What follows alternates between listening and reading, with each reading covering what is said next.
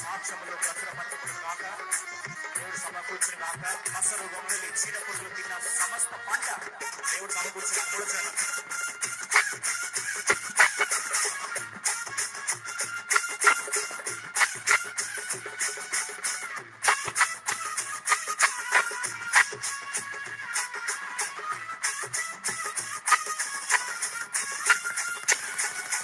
మసరు గొంగలి చీడ పసరు దొంగలి చీడా పొరగలు నాశము చేసిన పంటను కూర్చుము నాశము చేసిన పంటను కూర్చుము యేసు ప్రభు నిన్ను వేడుచున్నాను యేసు ప్రభు నిన్ను వేడుచున్నాను కరుణించి తిరిగి సమకూర్చు ప్రభువా కరుణించి తిరిగి సమకూర్చు ప్రభువా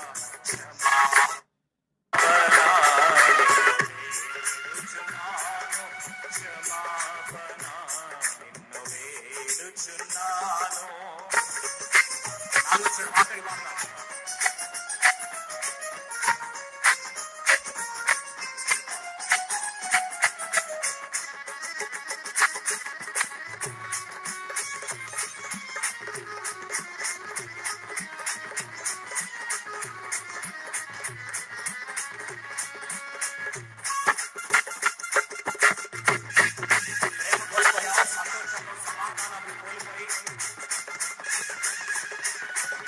చిరిగిపోయినట్లయితే ఆలోచన దేవుడి ప్రేమ సమకూర్చుగాక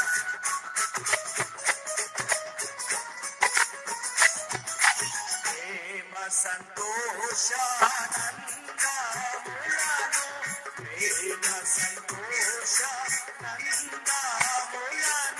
ప్రధానయా జగబోగొట్టుకొంటిని ప్రధానయా జగబోగొట్టుకొంటిని ప్రేమతో నీవు సమకూర్చునా ప్రేమతో నీవు సమకూర్చునా కరుణించి తిరిగి సమకూర్చు ప్రభువా కరుణించి తిరిగి సమకూర్చు ప్రభువా క్షమాపణ వేడుచున్నాను క్షమాపణ వేడుచున్నాను కరుణించి తిరిగి సమకూర్చు ప్రభువా కరుణించి తిరిగి సమకూర్చు ప్రభువా క్షమాపణ వేడుచున్నాను క్షమాపణ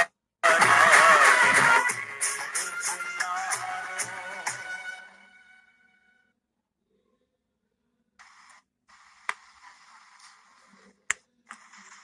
దయచేసి సహోదరులారా, ప్రభువైన యేసుక్రీస్తు నామమున మీకు వందనాలు తెలియజేస్తున్నాను.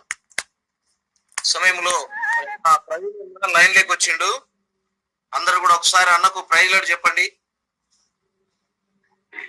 ఉన్నాయన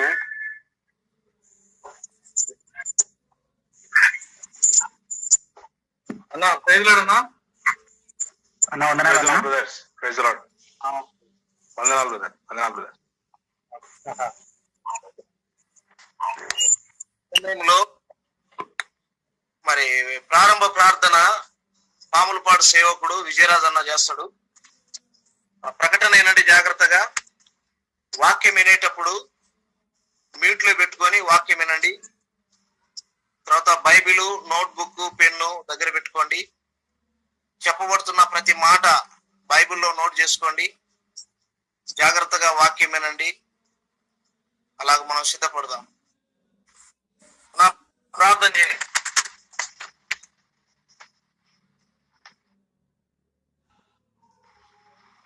విజయరాజన్న పాములపాడు సేవకుడు ప్రార్థన. మహాపరిశుద్ధుడా, జీవాధిపతి, మా ప్రియ ప్రభు, మా రక్షకుడైన యేసు క్రీస్తు నామమున ఈ సాయంకాల సమయంలో ప్రత్యేకంగా తండ్రి బైబిల్ స్టడీగా తండ్రి ఈ బిడ్డలని మీ సేవలోనైనా మీరు వాడుకుంటున్నటువంటి మీ బిడ్డలని ఆయా రీతులుగా ఏర్పాటు చేసి క్రమంగా రోజు జరుగుతున్నటువంటి ఈ యొక్క ఆన్లైన్ బైబిల్ స్టడీ ద్వారా అనేకులు మేలు పొందటానికి మీరు కృపణిస్తున్నారు. ఈ దినం ప్రత్యేకంగా మీ దాసుడు నైనా అన్న ప్రవీణ్ అన్న మాకు వాక్యాన్ని అందించడానికి ఉండగా మీ దాసుని మీ ఆత్మచేత నింపి ఎలాంటి డిస్టర్బెన్స్ లేకుండా చక్కగా మీ మాటలు వినటానికే తగిన సహాయం దయచేయండి. ప్రతి బిడ్డ ఆత్మీయంగా బలపడటానికి మీ సన్నిధిలో తండ్రి ఆత్మీయంగా ఎదగటానికి మీరు కృప చూపించి సహాయం దయచేయమని నమ్మదగిన దేవ మీకే వందనాలు స్తోత్రాలు చెల్లిస్తూ కాన్ఫిడెన్స్ ఇంకా సిద్ధపడి జాయిన్ అవుతున్న ప్రతి బిడ్డలను మీరు సిద్ధపరిచి నడిపించండి. యేసు పరిశుద్ధమైన నామంలో ఈ కార్యక్రమం అంతట్ల ప్రారంభం నుంచి చివరి వరకు మీరుండి నడిపించి సహాయం దయచేయమని యేసు పరిశుద్ధమైన నామంలో ప్రార్థించి వేడుకుంటున్నాం తండ్రి. ఆమేన్. ఆమేన్. ఆమేన్. ప్రారంభించండి. రైట్. ప్రభు అయిన యేసుక్రీస్తు నామములో మీ అందరికీ కూడా శుభములు తెలియజేస్తున్నాను. ఎష్కోలు ప్రేయర్ మినిస్ట్రీస్ అయినా ఇది అంతేనా? ఎస్కోలు ప్రార్థనా మందిరము, ఎస్కోలు ప్రార్థనా మందిరం వారు నిర్వహించేటటువంటి ఈ కార్యక్రమంలోనికి నన్ను కూడా ఆహ్వానించినందుకు మీ అందరికి కూడా కృతజ్ఞతలు తెలియజేస్తున్నాను. పెద్దలకు, సంఘ పెద్దలకు, అలాగే పరిచయలో సహవాసంలో ఉంటున్న ప్రతి ఒక్కరికి కూడా నేను శుభములు తెలియజేస్తున్నాను. ఈ రోజు మనం దేవుని వాక్యంలో నుంచి కొన్ని విషయాలు ఒక 45 నిమిషాల వరకు చూసుకునే ప్రయత్నం చేస్తాం.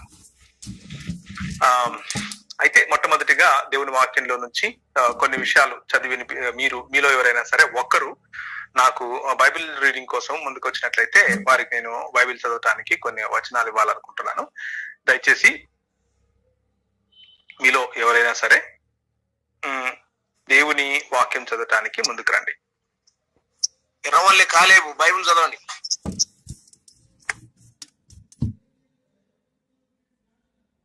ఓకే అన్న. రోమీయులకు రాసిన పత్రిక 8వ అధ్యాయము 31 నుంచి 39 వరకు.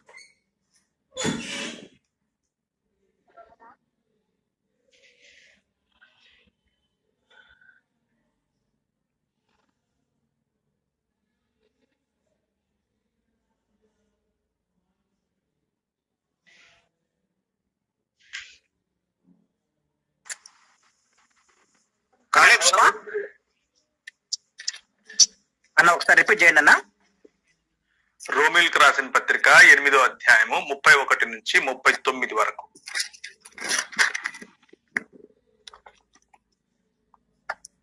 ఓకే అన్న. రోమా 8వ అధ్యాయము 31 నుంచి 39 వరకు. ఇట్లుండగా ఏమందము, దేవుడు మన పక్షమునుండగా మనకు విరోధి ఎవడు? తన సొంత కుమారుని అనుగ్రహించుటకు వెనుక తీయక మనందరి కొరకు ఆయనను అప్పగించిన వాడు ఆయనతో పాటు సమస్తమును మనకెందుకు అనుగ్రహింపడు? దేవుని చేత ఏర్పరచబడిన వారి మీద నేరం మోపువాడెవడు? నీతిమంతులుగా తీర్చువాడు దేవుడే. శిక్ష విధించువాడెవడు? చనిపోయిన క్రీస్తు యేసే. అంతేకాదు, మృతులలో నుండి లేచిన వాడును దేవుని కుడిపార్శ్వమున ఉన్నవాడును మన కొరకు విజ్ఞాపనము చేయువాడును ఆయనే. క్రీస్తు ప్రేమ నుండి మనల్ని ఎడబాపు వాడెవడు? శ్రమ అయినను, బాధ అయినను, హింస అయినను, కరువైనను, వస్త్రహీనత అయినను, ఉపద్రవమైనను, ఖడ్గమైనను మనలను ఎడబాపునా? ఇందును గూర్చి వ్రాయబడినదేమనగా, నిన్ను బట్టి దినమెల్లా మేము వధింపబడిన వారము, వధకు సిద్ధమైన గొర్రెలమని మేము ఎంచబడిన వారము. అయినను మనల్ని ప్రేమించిన వాని ద్వారా మనము వీటన్నిటిలో అత్యధిక విజయము పొందుచున్నాము. మరణమైనను, జీవమైనను, దేవదూతలైనను, ప్రధానులైనను, ఉన్నవి అయినను, రాబోవినవి అయినను, అధికారులైనను, ఎత్తైనను, లోతైనను, సృష్టింపబడిన మరి ఏదైనను మన ప్రభు అయిన క్రీస్తు యేసునందలి దేవుని ప్రేమ నుండి మనలను ఎడబాప నేరవని రూఢిగా నమ్ముచున్నాను. రైట్. ఈ రోజు మనం ఈ ఏదైతే వాక్య భాగాన్ని ఎన్నుకున్నామో ఆ వాక్య భాగాన్ని లోతుగా అధ్యయనం చేసేటటువంటి పద్ధతిలో ఈ రోజు వెళ్ళం. కానీ దాని యొక్క సారాంశాన్ని మనం దేవుని యొక్క ప్రణాళికలో ఉన్నటువంటి మన పట్ల దేవుని ప్రణాళికలో ఉన్నటువంటి మనకున్నటువంటి ఒక నిరీక్షణ గురించి మనం మాట్లాడుకునే ప్రయత్నం చేస్తాం. ఆ నిరీక్షణలో భాగంగా దేవుడు మనకి ఇచ్చినటువంటి విశ్వాసం, దేవుడు మనకి ఇచ్చినటువంటి విశ్వాస్యత, దేవుని పట్ల మనం చూపించాల్సినటువంటి విశ్వాస్యత, దేవుని పట్ల దేవుని రాజ్యం కొరకు కట్టాల్సినటువంటి చేయాల్సినటువంటి పనుల గురించినటువంటి మాటలు మనము కొన్ని మాట్లాడుకునే ప్రయత్నం చేస్తాం. అయితే ఇవన్నీ ఏవైతే సృష్టిలో ఉన్న ప్రతి ఒక్కటి దేవదూతలైనను, ప్రధానులైనను, ఎత్తైనను, లోతైనను, జీవమైనను, మరణమైనను అంటూ దేని గురించి అయితే మాట్లాడుతూ ఉన్నాడో ఇవన్నీ కూడా సృష్టిలో భాగములు. ఈ సృష్టి యావత్తును కూడా దేవుడు చేసినప్పుడు మానవుడికి కీర్తనల గ్రంథము 115 ప్రకారంగా, కీర్తనల గ్రంథం 115, ఎవరైనా 15-16 వచనాలు చదువుతారా? కీర్తనల గ్రంథము 115 అంటే 115. భూమి ఆకాశములను సృజించిన యెహోవా చేత మీరు ఆశీర్వదింపబడిన వారు, ఆకాశములు యెహోవా వశము, భూమిని ఆయన నరులకిచ్చి ఉన్నాడు. భూమిని ఆయన నరులకిచ్చి ఉన్నాడు అన్న మాటను మనం జ్ఞాపకం చేసుకోవాలి. ది పర్పస్ ఆఫ్ గాడ్, దేవుని యొక్క ఆ ప్రణాళికలను మనం గుర్తు చేసుకుంటే, దేవుని యొక్క పని చేసే పద్ధతిని మనం గుర్తు చేసుకుంటే, దేవుడు చేసేటటువంటి తన ప్రణాళికలో భాగమైనటువంటి ఈ సృష్టి యావత్తును సమీకరించేటటువంటి పనిని గనక జ్ఞాపకం చేసుకున్నట్లయితే, దేవుడు ఈ సృష్టి యావత్తును కూడా సమీకరించి యేసుక్రీస్తునందు సమాధానపరచుకోవాలి అన్నటువంటి ప్రణాళికను రచించాడు. ఈ ప్రణాళికలో భాగంగానే మొదట ఆయన సృష్టిని చేసినప్పుడు, సృష్టిని చేసి దేవుడు రాజ్యం ఏలుతూ ఉన్నప్పుడు ఎలా రాజ్యం ఏలాడు అనంటే మనుష్యుల ద్వారా రాజ్యం ఏలాడు. మనుష్యులకు ఆయన అధికారమునిచ్చి రాజ్యమునేనాడు. మనుష్యులకు భూమి పైన అధికారం ఇచ్చాడు. ఏ అధికారం ఇచ్చాడు? స్వయం ప్రతిపత్తినిచ్చాడు. నిర్ణయాలు తీసుకునే అధికారం ఇచ్చాడు. జంతువుల పైన, పక్షుల పైన, నీటి పైన, ప్రతి సృష్టము పైన అధికారం ఇచ్చాడు. అధికారం ఇచ్చి 100% మనుషులుగా బ్రతకండి అని చెప్పాడు. మనుషులుగా బ్రతకమని దేవుడు చెబితే మనుషులుగా బ్రతకటం మానేసి తమ సొంత అహాన్ని, లేకపోతే తమ సొంత ఆలోచనలను, లేకపోతే తమ సొంత నిర్ణయాలను విగ్రహములుగా చేసుకున్నాడు. విగ్రహారాధన అన్నది అలా మొదలైంది. విగ్రహారాధన అన్నదానికి అర్థము, మనము కొయ్య, కాలు, గడ్డి, రాయి, రప్ప, పుట్ట, చెట్టులో వెతుక్కునేది కాదు, కానీ అది మాత్రమే కాదు, కానీ దేవుని యొక్క స్థానాన్ని ఏ దేవుడు కానటువంటి ఏ విషయానికి, ఏ ఆలోచనకు, ఏ వ్యక్తికి ఇచ్చినా అది విగ్రహారాధనతో సమానమని బైబిల్ చెప్తోంది. కాబట్టి దేవుడు తన సార్వభౌమాధికారంలో మనుషులను సామంతులుగా, తన అధికారమునకు ప్రతినిధులుగా ఉంచి వారిని రాజ్యమేలమని చెబితే, మనుషులు ఆ అధికారాన్ని పోగొట్టుకున్నారు. ఎలా పోగొట్టుకున్నారు అనంటే, తమ స్వయం స్వాతంత్రాన్ని, దేవుడిచ్చేటటువంటి స్వాతంత్రాన్ని లెక్క చేయకుండా దేవుడు లేనటువంటి స్వాతంత్రం అన్నటువంటి విగ్రహము వైపుకు వెళ్ళారు. దేవుడు లేనటువంటి, హద్దులు లేని విచ్చలివిడితనం అనే వైపుకు వెళ్ళారు. దేవుడు లేనటువంటి స్థితిలో నేను మాత్రమే ఉంటాను అని అనుకున్నాడు, కానీ ఆ నేను మాత్రమే ఉండాలి అని అనుకునేటటువంటి ఆలోచనకు అప్పటికే బందీ అయిపోయాడు. ఆ ఆలోచనకు అప్పటికే దాసోహం అయిపోయాడు అన్న విషయాన్ని తెలియలేదు అతనికి, మనుషులకు తెలియలేదు. దాన్నే పాపము అని అన్నాం, దాన్నే విగ్రహారాధన అని అన్నాం, దాన్నే దేవునితో తిరుగుబాటు అని అన్నాం, దాన్నే దేవుని రాజ్యమును విడిచి స్వరాజ్యములు లేక సాతాను సంబంధమైన, దేవునికి విరోధమైన ఆలోచనలు కలిగించేటటువంటి ఆలోచనల వైపుకు దిగజారిపోయాం అని దేవుని వాక్యం చెబుతోంది. దేవుడు ఈ లోకమును, ఈ సృష్టమును పాలించటానికి మనుషులకు అవకాశము, అధికారము మరియు ఆయన సన్నిధిని ఇస్తే, మనము ఆయన సన్నిధిని కాదనుకుని, ఆయన అధికారం వద్దనుకుని, ఆయన అవకాశాన్ని మనము తీసుకుని వెళ్ళి సాతాను చేతికి ఇచ్చాం. దీనినే ఒరిజినల్ సిన్, లేకపోతే మూలములో మనుష్యుడు చేసినటువంటి తప్పిదము లేక పాపము అని పిలవచ్చు.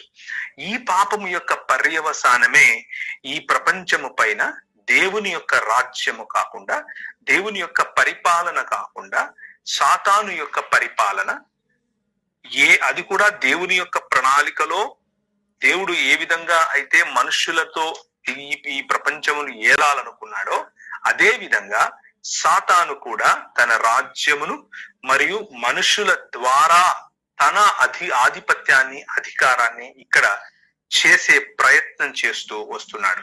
ఆ సాతానుకు తగినటువంటి బుద్ధి చెప్పే క్రమము దేవుడు ఆలోచించాడు. ఆ ప్రణాళిక ఉంది, ఆ ప్రణాళిక జరుగుతూ ఉంది. కానీ ప్రస్తుతానికి మనం గుర్తు చేసుకోవాల్సింది, ఈ దేవుని యొక్క ప్రణాళికలో నీకు, నాకు, సంఘముగా ఉన్న మనకు మన స్థితి గతులు ఏమిటి, మన దిశ దశలు ఎవరు నిర్ణయిస్తారు, ఎలా చేస్తున్నాం అన్న విషయాన్ని జ్ఞాపకం చేసుకోవాలి.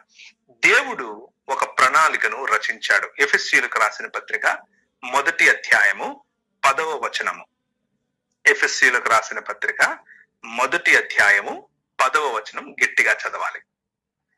ఈ సంకల్పమును బట్టి ఆయన పరలోకంలో ఉన్నవే గాని ఉంది దేవుడికి. ఆ సంకల్పం ఏమిటి అనేది ఇప్పుడు చెప్తున్నాడు. దాని పైన 8, 9 వచనాలు చదివితే గనక సంకల్పం ముందు చదవండి. కాలం సంపూర్ణమైనప్పుడు జరగవలసిన ఏర్పాటును బట్టి ఆయన తన దయా సంకల్పము చొప్పున తన చిత్తమును గూర్చిన మర్మమును మనకు తెలియజేసి, మనకు సంపూర్ణమైన జ్ఞాన వివేచన కలుగుటకు ఆ కృపను మన ఎడల విస్తరింపజేసెను. ఈ సంకల్పమును బట్టి ఒక సంకల్పం ఉంది. ఆయన చిత్తమును గురించినటువంటి తన చిత్తాన్ని జరిగించే ఒక సంకల్పం ఉంది. ఆ సంకల్పాన్ని బట్టి ఏం చేస్తున్నాడు అని అంటే, చదవండి, కంటిన్యూ ప్లీజ్. ఈ సంకల్పమును బట్టి ఆయన పరలోకంలో ఉన్నవే గాని భూమి మీద ఉన్నవే గాని సమస్తమును క్రీస్తునందు ఏకముగా సమకూర్చవలనని తనలో తాను నిర్ణయించుకునెను. So the purpose of God, దేవుని యొక్క సంకల్పం ఏమిటి అని అంటే, చాలా సార్లు ప్రజల మనసుల్లో వచ్చేది దేవుని యొక్క సంకల్పం అంటే ఏంటి అని అంటే, నేను ఇక్కడ చచ్చిపోయి అక్కడ వేరే లోకానికి వెళ్ళిపోవటం, నన్ను ఇక్కడి నుంచి తీసుకుని వేరే లోకంలో పెట్టడం దేవుని సంకల్పం అని చాలా మంది అనుకుంటూ ఉంటారు. క్రైస్తవ జీవితంలో దానికి పరలోకం అనే ఒక పేరు కూడా ఉంది. నేను ఈరోజు మీ ఆలోచనలను ఇంకొంచెం బిబ్లికల్ ఆలోచనలోనికి, లేకపోతే బైబిల్ పరమైనటువంటి ఆలోచన విధానం వైపుకు ఆహ్వానిస్తున్నాను. దేవుని ప్రణాళిక ఏమిటి, దేవుని యొక్క సంకల్పం ఏమిటి అని అంటే, పరలోకముందున్నవే గాని భూలోకముందున్నవే గాని సమీకరించాలి, యేసు క్రీస్తునందు ఆయన సమీకరించాలి అన్నది దేవుని యొక్క ప్రణాళిక, దేవుని యొక్క సంకల్పం. ఆ సంకల్పంలో భాగంగా మిగిలినవన్నీ కూడా ఆయన చేస్తున్నాడు. మన ఆలోచన ఇక్కడ బ్రతికి ఉండటానికి, ఇక్కడ పరిచర్యకు ఎటువంటి ఆలోచన ఉపయోగపడుతుంది, ఎటువంటి భావజాలం మనలకు స్ఫూర్తినిస్తుంది అన్న విషయాన్ని జ్ఞాపకం చేసుకుంటూ బైబిల్లోని అంశాలను మనం చూసుకునే ప్రయత్నం ఈరోజు చేస్తాం. దేవుని రాజ్య నిర్మాణమును గురించి, ఈ లోకంలో మరియు సృష్టిలో దేవుని రాజ్యము కాకుండా పోవటానికి మనుష్యుని యొక్క విఫలము ఏ విధంగా అయితే విఫలుడయ్యాడో మనిషి, అదే మనిషి సఫలుడు అవ్వాలి, అదే మనిషి సఫలుడు అవ్వాలి. అందుకనే ప్రభు అయిన యేసు క్రీస్తు మనుష్య రూపము దాల్చి వచ్చాడు. మనుష్య రూపము దాల్చి వచ్చి ఏ పాపమును ఆయన, లేకపోతే ఏ విగ్రహారాధనను అనగా దేవునికి వ్యతిరేకమైన, దేవునితో తిరుగుబాటు చేసేటటువంటి అవిధేయతను ఆయన చెయ్యకుండా, హెబ్రీయులకు రాసినటువంటి పత్రిక 5వ అధ్యాయంలో చెప్పినట్లుగా, ఆయన శరీరధారి అయి ఉన్న దినములలో మహారోదనతోను ఆయన తన జీవన విధానాన్ని ఒక బలియాగముగా సమర్పించడం కారణంగా దేవునికి, అనగా తండ్రి అయిన దేవునికి అవి గ్రాహ్యములుగా, అవి స్వీకరించడానికి సామర్థ్యం ఉన్నవిగా ఆయన జీవితాన్ని, ఆయన విధేయతను ఆయన కనబరచాడు. దేవుడు యేసుక్రీస్తులో ఉన్నటువంటి 100% మానవుడైనటువంటి యేసుక్రీస్తు, 100% దేవుడైనటువంటి యేసు మానవత్వమును ధరించి 100% మానవుడిగా వచ్చి ఆదాము కోల్పోయినటువంటి దేవుని రాజ్యమును తిరిగి మనుష్యుల కొరకు సంపాదించాడు. ఈ రోజు దేవుని రాజ్యమును గురించి మనం చూస్తున్నాం. మనము పలికే సువార్త, మనం చెప్పే సువార్త ఈ దృక్పథములో గనక మనం సరిగ్గా నిలబడితే అందరికీ స్పష్టంగా అర్థమవుతుంది. చాలా సార్లు మనం చెప్పే సువార్త కానీ మనం మాట్లాడే మాటలు కానీ కన్ఫ్యూజింగ్ గా ఉంటాయి ప్రజలకు. ఎందుకు కన్ఫ్యూజింగ్ గా ఉంటాయి అని అంటే, మనము చాలా సార్లు నువ్వు చస్తే ఎక్కడికి వెళ్తావు అన్నటువంటి సువార్త చెప్పే ప్రయత్నం చేస్తూ ఉంటాం. ఈ రోజు నువ్వు చచ్చిపోతే పరలోకం పోతావా, ఎందుకు, ఏమిటి, అసలు పరలోకం ఏమిటి, ఈ అన్ని విషయాలు తర్వాత మాట్లాడుకుందాం. కానీ ఈ రోజు మనం మాట్లాడుకోవాల్సిన విషయం ఏమిటి అని అంటే, యేసుక్రీస్తు ప్రకటించినటువంటి సువార్త ఏదైనా ఉందా? యేసుక్రీస్తు ప్రకటించిన సువార్త ఏమిటి అని ఆలోచిస్తే మార్కు సువార్త 1వ అధ్యాయంలోనే మనకు కనిపిస్తుంది. కాలము సంపూర్ణమైన పిమ్మట యేసు దేవుని రాజ్యము వచ్చి ఉన్నది, మారు మనస్సు పొందుడి అని ప్రకటించడం ఆరంభించాడు. దేవుని రాజ్యమును గురించినటువంటి సువార్త చెప్పాలి.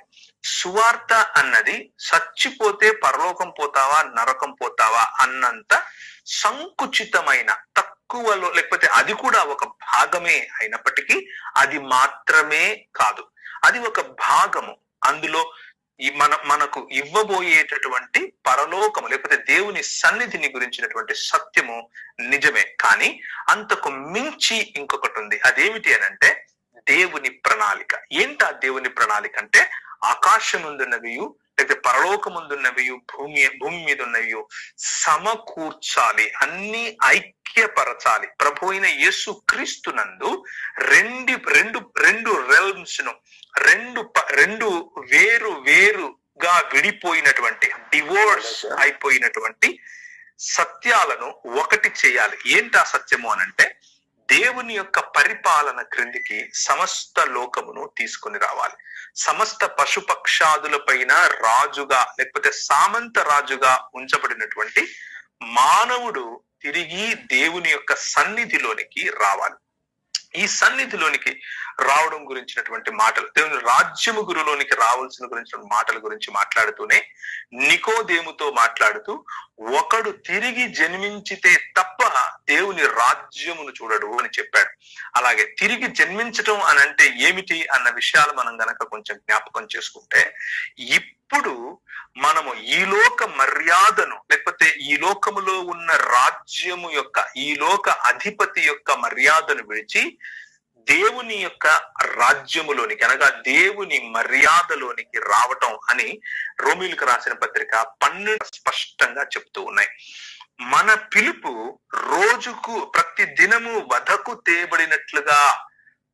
తేబడిన గొర్రె పిల్లల వలె ఉండటానికి గల కారణం, ఖడ్గమునకైనను ఎత్తుకైనను లోతుకైనను వీటేటివి కూడా యేసుక్రీస్తు యొక్క ప్రేమ నుంచి మనల్ని విడదీస్తుందా అని చెప్పటానికి గల కారణం ఏమిటి అనంటే, మన మానసికంగా ప్రతి దిన ప్రవర్తమానంలో, మన నడకలో, మన నడతలో, మన ఆలోచనలో, మన హృదయములో, మన భావనలలో, మన మాటలలో దేవుని రాజ్య విలువలను మోసుకొని తిరగటం, దేవుని రాజ్య విలువల కొరకు అవమానించబడటం, దేవుని రాజ్య విలువల కొరకు స్ట్రగుల్ అవటం, దేవుని రాజ్య విలువల కొరకు పోరాడటం, దేవుని రాజ్య విలువల కొరకు బ్రతకటం.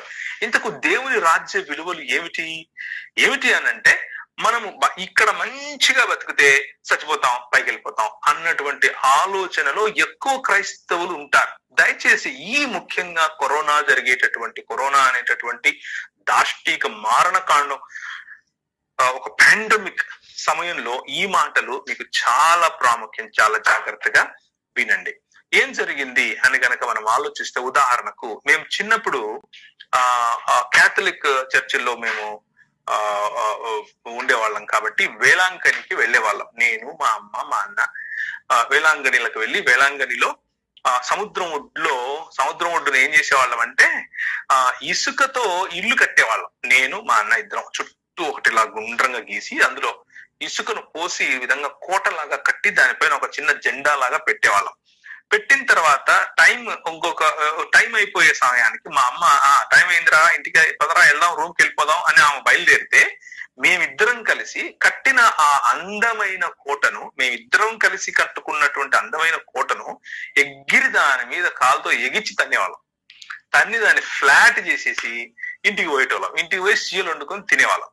ఇది మా ఆలోచన ఉండేది అప్పుడు. ఎందుకు అనంటే మాకు ఇంత కష్టపడి ఇంత అందంగా కట్టినటువంటి ఈ ఇసుక మీద కట్టినటువంటి ఈ మా చేతిలో మాకు వచ్చి రానటువంటి సృజనాత్మకతతో చేసినటువంటిది ఇది మేము ఎందుకు చేస్తున్నాము అని అంటే లాస్ట్ ఒక కాళ్ళతో ఎగిచ్చి తన్ని పోవడానికి అనేది మాకు అర్థమైంది. ఇంకొక ఉదాహరణ చెప్తాను. మరి ఉదాహరణకు ఇక్కడ హైదరాబాద్ లో గనక మీరు వస్తే గచ్చిబౌలి ప్రాంతంలో కన్స్ట్రక్షన్స్ జరుగుతూ ఉంటాయి. పెద్ద పెద్ద బిల్డింగ్స్ కడుతూ ఉంటారు. ఆ గచ్చిబౌలిలో పెద్ద పెద్ద బిల్డింగ్స్ కట్టే ప్లేస్ లో మనకు ఒక 1/2 ఎకరా భూమి ఉందనుకోండి. ఆ 1/2 ఎకరా భూమిలో మంచి మంచి పూల తోట నేను వేశాను. మంచి పువ్వులు ఎక్కడ చూసినా కానీ రంగురంగుల పువ్వులు కనిపిస్తూ ఉన్నాయి. పువ్వులు బాగా ఎదిగాయి. ఒకరోజు రాత్రి నేను వచ్చి బుల్డోజర్ తీసుకుని, లేకపోతే ఎల్ఎన్టీ కొమిట్సు ఉంటుంది కదా, అది తీసుకుని మొత్తం తవ్వి పారేసి దానికి గునాదులేసి పిల్లర్లు నిలబెట్టాను అనుకోండి. ఏమైనా అర్థం ఉంటుందా? ఇంతకు ముందు చేసిన దానికి, అంటే సముద్రపు ఒడ్డును చేసిన దానికి దీనికి పెద్ద తేడా లేదు. పువ్వులు పండించి నేను గునాదులు దోవటి తీయడం ఏంటి? ఇసుక మీద మంచి ఇల్లు కట్టి దాన్ని మళ్ళీ నా చేత్తో నేను, లేకపోతే నా కాలుతో నన్ను ఎగిచి తనడం ఏంటిది?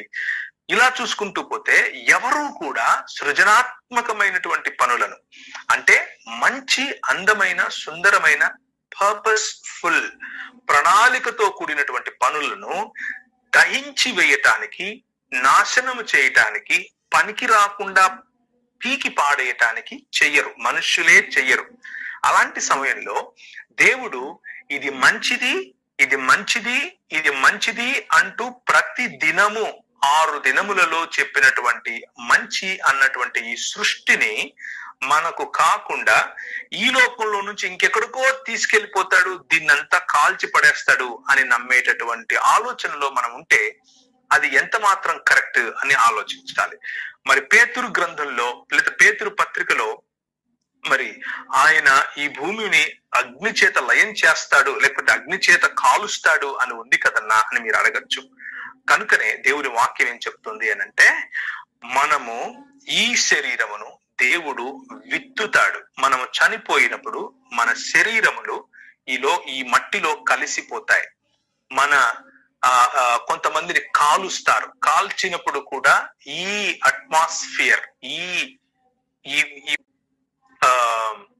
దాన్ని ఏమంటారు, ఒకవేళ కాకులకు గద్దలకు వేస్తే కూడా మనం ఈ భూమి మీదనే ఉంటాం. అనగా చనిపోయిన తరువాత మనకు సంబంధించినటువంటి ఈ శరీరమును దేవుడు తిరిగి లేపినప్పుడు, పునరుత్థానము, పునర్జన్మ, తిరిగి బ్రతకటం, మళ్ళీ పుట్టటం అన్న మాటకు సంపూర్ణార్థము అన్నది కలిగినప్పుడు, మనము తిరిగి లేచినప్పుడు ఇదే శరీరమును కలిగి ఉంటాం. అది నశించిపోయింది. అది ఎంత మాత్రము పనికి రాకుండా మట్టికి, నీళ్లకు, గాలికి కలిసిపోయింది. కానీ ఆ ఎలిమెంట్స్ ను, మట్టిలోను, నీళ్లలోను, గాలిలోను ఉన్న ఎలిమెంట్స్ ను దేవుడు తిరిగి తీయగలడు. ఎక్స్ నిహిలియో అనగా ఈ శూన్యములో నుండి సృష్టిని చేయగలిగినటువంటి దేవుడు ఆ సృష్టిలో తను ఉంచినటువంటి ఒక పద్ధతి రూపంగా జరిగినటువంటి మరణము, ఒక నియమ రూపంగా జరిగినటువంటి డికే అంటే గతించిపోవటం, దానిని తిరిగి రిజరెక్ట్ చేయగలవాడు. ఇది మన క్రైస్తవ సమూహానికి, సమాజానికి ఉన్నటువంటి నిరీక్షణ.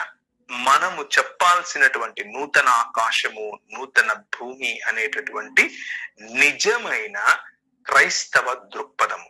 మనము యేసుక్రీస్తు ప్రభువు ఈ లోకాన్ని తన రాజ్యముగా చేసుకోవటానికి పరలోకమందున్నవి, అది అధికారులైనా, అది ఏవైనా సరే, కొలస్సీయులకు రాసిన పత్రిక 1వ అధ్యాయంలో చెప్పినట్లుగా ప్రతి సృష్టమును కూడా ఆయన తన వశముగా, ఆకాశము నా సింహాసనము, భూమి నా పాదపీఠము అని అన్నప్పుడు ఆకాశము మరియు భూమిని కలిపేటటువంటి ఆయన శరీరమును మనం చూడాలి అని ఆయన ఆశించాడు. ఆయన కూర్చున్నటువంటి సింహాసనం, ఆయన కాలు పెట్టుకున్నటువంటి పాదపీఠం, ఈ రెండిటి మధ్య కనెక్టివిటీ ఆయన అని మనం అర్థం చేసుకోవాలి. ఆయన రాజ్యమును ఇక్కడ చూడాలి అన్నది, ఆయన రాజ్యమును ఇక్కడ స్థాపించాలి అన్నది ఆయన యొక్క ప్రధానమైనటువంటి ప్రణాళిక, లేకపోతే ప్రధానమైనటువంటి ఆ యోచన. ఆ ప్రణాళికలో భాగంగా నువ్వు నేను ఈ లోకంలో ఉన్నాం అన్న విషయాన్ని జ్ఞాపకం చేసుకోవాలి. దేవుని యొక్క ప్రణాళికలో ఆయన రాజ్యముగా ఉండాలి అనే ప్రభువైన యేసుక్రీస్తు మత్తయి సువార్త 6వ అధ్యాయంలో మీరు ప్రార్థించినప్పుడు ఏమని ప్రార్థించండి అని అన్నాడంటే, పరలోకమందున్న మా తండ్రి, నీ నామము పరిశుద్ధపరచబడును గాక, నీ రాజ్యము వచ్చును గాక, నీ చిత్తము పరలోకమందు నెరవేరుచున్నట్లు భూమి యందు నెరవేరును గాక. ఆయన చిత్తము నెరవేరాలి. ఏంటి ఆయన చిత్తము? ఆయన రాజ్యము రావాలి. మనం ఏం చెప్తున్నాం? ఇక్కడి నుంచి ఇంకెక్కడికో వెళ్ళిపోవాలని చెప్తున్నాం. ఆయన ఏమంటున్నాడు? ఆయన వచ్చి మన మధ్య నివాసము చేయాలి అని అంటున్నాడు. జకర్యా గ్రంథం 2వ అధ్యాయము 8 నుంచి 11 వరకు చదివితే, యెహోవా తన పరిశుద్ధ స్థలమును విడిచి సియోను మధ్య నివాసము చేయటానికి వస్తున్నట్లుగా కనిపిస్తుంది. యెషయా గ్రంథం 50 నుంచి ఆ మిగిలిన వచనాలన్నీ ఈ మాట గురించే మాట్లాడుతున్నాయి. నేను వస్తాను, నేను వచ్చి మీ మధ్య నివాసం చేస్తాను, నా సన్నిధి మీకు తోడుగా ఉంటుంది, నేను వస్తాను. పాత నిబంధన గ్రంథం అంతా కూడా, అనగా ఈ క్రొత్త నిబంధనలో చెప్పబడినటువంటి సువార్త అంతా కూడా పాత నిబంధనలో చెప్పినటువంటి సువార్త యొక్క పొడిగింపే తప్ప క్రొత్తగా తీసుకొచ్చిందేమీ లేదు. నిబంధన ఏమిటి ఇక్కడ అనంటే, నేను మిమ్మల్ని నిర్వీర్యం చేయను, నేను మీకు తోడుగా ఉంటాను. ఇమ్మానువెల్, ద గాడ్ విత్ అస్, దేవుడు మనకు తోడుగా ఉండటమే నూతన నిబంధన. మనం ఎక్కడికో వెళ్ళిపోవటం నూతన నిబంధన కాదు. మనం చనిపోతాం, చనిపోయినప్పుడు ఆయన సన్నిధికి వెళతాం, ఆ పరదైసులో మనము రెస్ట్ తీసుకుంటాం. కానీ నూతనాకాశము, నూతన భూమి అన్నవి ఆయన యొక్క నూతన సృష్టి అనే కార్యము లాంచ్ చేశాడు ప్రభువైన యేసుక్రీస్తు. తన మరణము ద్వారా మరణమును జయించి పునరుత్థానుడై అదే శరీరముతో తిరిగి లేచి, నన్ను తాకండి, నన్ను ముట్టండి అంటూ మాట్లాడి వారి ఎదురుగా భోజనం చేసి నూతన సృష్టికి నాంది పలికాడు, నూతన సృష్టికి పునాదులు వేశాడు. ఇప్పుడు క్రీస్తునందున్న వాడికి ఏ శిక్షా విధి లేదు. ఇప్పుడు క్రీస్తును నమ్మిన వాడు చచ్చినను బ్రతుకుతాడు. ఇప్పుడు క్రీస్తునందున్న వాడు నిత్యము జీవిస్తాడు. దేవుని రాజ్య విలువలు నిత్యము జీవించే విలువలు. దేవుని రాజ్య విలువలు న్యాయమును జరిగించే విలువలు. దేవుని రాజ్య విలువలు కనికరమును ప్రేమించే విలువలు. దేవుని రాజ్య విలువలు నేనేం తీసుకొని వచ్చి నీకు ఇయ్యాలి, నేను నూనె ఇయ్యాలనా, నేను మందులు ఇయ్యాలనా, నేను గొర్రెపిల్లలు ఇయ్యాలనా, నేను నా కొడుకుని ఇమ్మంటావా నీకు అని అడగనీకి కాదు. అది మతం. దేవుని రాజ్యం ఏమిటి అని అంటే విధేయత, న్యాయము పట్ల, కనికరము పట్ల, దీన మనస్సు కలిగి యెహోవా ఎదుట జీవించటం పట్ల మన విధేయతతో దేవుని యొక్క రాజ్యము కొరకు పని చేయుట, ఇది దేవుని రాజ్య విలువలు. కనుకనే ఒక వేశ్యగా పిలువబడినటువంటి స్త్రీ కూడా వేగుల వారికి, అనగా రాజు అయినటువంటి యెహోవా పంపినటువంటి ఆయన ప్రతినిధులకు లోబడటము ద్వారా దేవుని విశ్వాస వీరుల జాబితాలో ఆమె వెళ్ళింది. ఆమె మోరలీ అంటే ఎథికల్, లేకపోతే నైతిక జీవితం ఆమెది ఒకవేళ సరిగ్గా లేకపోయినప్పటికీ ఈ దేవుడు అనేటటువంటి యెహోవాను రాజుగా అంగీకరించి, మీ రాజు గొప్పవాడు, ఆయన రాజ్యం ఇక్కడికి రావాలి, మీకు నేను విడిదినిస్తాను అనే ఆలోచన చూసారా? దేవుని రాజ్య విలువలు అక్కడ కనిపిస్తాయి. దేవుని రాజ్య విలువలను మనం ఈ లోకంలో చూడాలి. అదే సువార్త. దేవుని రాజ్య విలువలు ఈ లోకమును సమీకరించి, సమకూర్చి యేసుక్రీస్తు పరిపాలనలోనికి తీసుకొని రావటం, విద్యను ఆయన పరిపాలనలోనికి తీసుకొని రావటం, వైద్యాన్ని ఆయన పరిపాలన క్రిందికి తీసుకొని రావటం, న్యాయ వ్యవస్థను ఆయన పరిపాలన క్రిందికి తీసుకొని రావటం, సంబంధ బాంధవ్యాలను ఆయన పరిపాలన క్రిందికి తీసుకొని రావటం, ధనాన్ని ఆయన పరిపాలన క్రిందికి తీసుకొని రావటం, అలాగే మానసిక, ఆత్మీయ, సామాజిక విలువలను, రుగ్మతలను పారద్రోలటం, స్త్రీ పురుషుల మధ్య ఉన్న వివక్షను పారద్రోలి సమానత్వం అనే సామ్యవాదాన్ని చెప్పగలగటం, ఫలానా కులానికి, ఫలానా మతానికి, ఫలానా ప్రాంతానికి చెందినవాడు అన్నటువంటి భేషజాలు, వైషమ్యాలు, వివిధమైనటువంటి మనుషులను విడదీసేటటువంటి ఆలోచనలను చెరపట్టి క్రీస్తు పాదాలకు, అనగా దేవుడు యేసుక్రీస్తు రాజు అని ప్రకటించి ఆ రాజు పాదాల క్రిందికి తీసుకొని రావటం సువార్త. అదే దేవుని రాజ్య నిర్మాణం. కనుక ఇంతకు ఈ పాండమిక్ సమయంలో ఈ రాజ్య సువార్త, లేకపోతే దేవుని కొరకు నేను ఏ విధంగా దేవుని రాజ్యం కొరకు నేను ఏ విధంగా కట్టగలుగుతాను అని ఆలోచిస్తే, దేవుడు మొదటి నుంచి కూడా ఆయన ప్రణాళికను మనకు చూపిస్తూనే వస్తున్నాడు. ఆదికాండం 2వ అధ్యాయం 15-16 వచనాల్లో ఉన్నట్లుగా మనిషికి సాగు చేయటము మరియు సంరక్షించటము అనే 2 విధానాలను దేవుడు చెప్పాడు. 2 పనులను చేయటము ద్వారా ఆయన ప్రాతినిధ్యం, ఆయన యొక్క సామంతులముగా మనము ఇక్కడ రాజ్యం చేయగలుగుతాం. 2 ఏంటవి? మొదటిది సాగు చేయాలి, కష్టించి పని చేయాలి.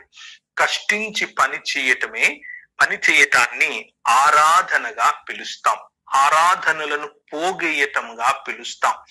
దేవుని యొక్క సృష్టిలో క్రమాన్ని విస్తరింప చేయటాన్నే ఆరాధన అని అన్నారు. మనము రోజు రోజుకు సంకుచితమైన ఆలోచనలోనికి వచ్చి కేవలము భజన చేసి చప్పట్లు కొడితే, హల్లెలూయా అని చేతులు ఎత్తితే ఆరాధన కాబోలు. నోటితో మంచి మంచి మాటలు, అవతలి వారు వింటే చాలా ఆత్మీయంగా ఫీల్ అయ్యేటటువంటి మాటలు మాట్లాడితే ప్రార్థన రూపంలో వాటిని ఆరాధన అనాలి అని మనం ట్రైన్ అయ్యాం. కానీ దేవుని వాక్యము ఆరాధనను ఒక భావనగా, ఒక పనిగా, ఒక జీవన విధానముగా, ఒక విధేయతగా, అర్పించగలిగినటువంటి శ్రేష్టమైన నడవడికగా చెబుతోంది. మన జీవితమే ఒక ఆరాధనగా ఉండాలి అని చెబుతోంది. దాన్నే యాజకులు చేసే పని అని పిలుస్తారు. సంరక్షించే పని, మీరు సేద్యపరచుటకును కాయుటకును నరుణ్ణి అక్కడ ఉంచెను అని ఆదికాండం 2:16 మనకు కనిపిస్తుంది. కావాలంటే మీరు తీసి చదివి చూడొచ్చు. అనగా 2వ పని రాజులు చేసే పని, సంరక్షించే పని. ఎక్కడి నుంచి సంరక్షించాలి? ఈ లోకాన్ని ఎలా సంరక్షించాలి? ఈ క్రమాన్ని నేను ఎలా సంరక్షించాలి అని అంటే, నిన్ను ఉంచిన పని, దేవుని రాజ్య ప్రతినిధిగా ఈరోజు ఎష్కోల్ ప్రార్థన మందిరాన్ని కర్నూలు చుట్టుపక్కల ప్రాంతాలలో ఉంచడానికి గల కారణం ఏమిటి అనంటే, ఆ రాజ్య విలువలు ప్రసరింప చేయాలి, రాజులుగా ప్రకాశింప చేయాలి, యాజకులుగా ప్రకాశింప చేయాలి. రాజులుగా సంరక్షించే బాధ్యతను తీసుకోవాలి, ఈ లోకాన్ని సంరక్షించే బాధ్యత. అలాగే ఈ లోకంలో ఆరాధనగా పనులను, మంచి పనులను, మీరు చేయు సత్క్రియలను చూచి పరలోకమందున్న నా తండ్రి మహిమ పడునట్లుగా అని ప్రభువైన యేసుక్రీస్తు ఇదే మత్తయి సువార్త 6వ అధ్యాయంలో 5వ అధ్యాయంలో ఈ 2 చోట్ల కూడా చెప్పటం మనం గమనిస్తాం. ఇదే 5వ అధ్యాయం మత్తయి సువార్తలో ప్రభువైన యేసుక్రీస్తు ఇంకొక చక్కటి మాట ఇశ్రాయేలు గురించి చెబుతూ వస్తున్నాడు. మీరు ఈ లోకమునకు వెలుగై ఉన్నారు, మీరు ఈ భూమికి ఉప్పై ఉన్నారు. భూమికి ఉప్పు అని అన్నాడు. మనం చాలా సార్లు చదివేటప్పుడు కూరలో వేసుకునే ఉప్పు గురించి మాట్లాడుతూ ఉంటాం. పర్వాలేదు, మన అవగాహనను బట్టి అలా చెప్పినా ఇబ్బంది ఏమీ లేదు. కానీ నిజానికి ప్రభు చెప్పిన మాట ఏమిటి అని అంటే, ఆ మృత సముద్రంలో వచ్చేటటువంటి ఉప్పును తీసుకుని వచ్చి, అంటే ఎక్కువ క్వాంటిటీలో, ఇంతింత కాదు, ఎక్కువ క్వాంటిటీలో తీసుకుని వచ్చి సేద్యం చేయటానికి, సాగు చేయటానికి భూమి మీద చల్లి దాన్ని దున్ని వదులుతారు. దున్ని ఈ ఉప్పును కూడా అందులో కలిపినప్పుడు, మట్టితో సమానంగా అది పూర్తిగా కలిసినప్పుడు అందులో ప్రోబయాటిక్స్ ను తీసుకొస్తుంది, అందులో సేంద్రియతను తీసుకుని వస్తుంది, అందులో చక్కటి పైరు పండటానికి అవసరమైన, ముఖ్యంగా ఆలివ్స్, ఆ తర్వాత ఫిగ్స్, ఇలాంటివి పండటానికి అవసరమైనటువంటి శ్రేష్టమైన మట్టిగా ఆ మట్టిని ఈ ఉప్పు తయారు చేస్తుంది. అలా అంటే మన పర్పస్, సంఘము యొక్క పర్పస్ ఏమిటి అని, ప్రణాళిక ఏమిటి, దీని వెనక ఉద్దేశం ఏమిటి అని అంటే, దేవుని రాజ్యములో మంచి ఫలములు, ఈ సమాజములో మంచి ఫలములు రావటానికి మనము ఈ సమాజములో కలిసిపోవాలి. ఈ సమాజములో నుండి రుచిని తీసుకొని రావాలి, ఈ సమాజములో నుండి ఫలమును తీసుకొని రావాలి, మంచి పైరును పండింప చేయాలి. దేవుడు వచ్చి దాని మీద కాలుతో ఎగిచ్చితని మమ్మల్ని ఎక్కడికో తీసుకెళ్ళటం కాదు, ఇక్కడ ఈ లోకమును సంరక్షించాలి. ఈ లోకంలో మనము వెలుగుగా ఉన్నాం. ఇంతకు వెలుగు అన్న మాట ఎందుకు వాడాడు? మనము నిబంధన మందసము పెట్టేటటువంటి అతి పరిశుద్ధ స్థలమును గనక ఒక్కసారి ఆ గుడారము, ప్రత్యక్ష గుడారమును గురించి హెబ్రీయులకు రాసిన పత్రిక 8, 9, 10 ఈ చాప్టర్స్ లో మీకు స్పష్టంగా కనిపిస్తుంది.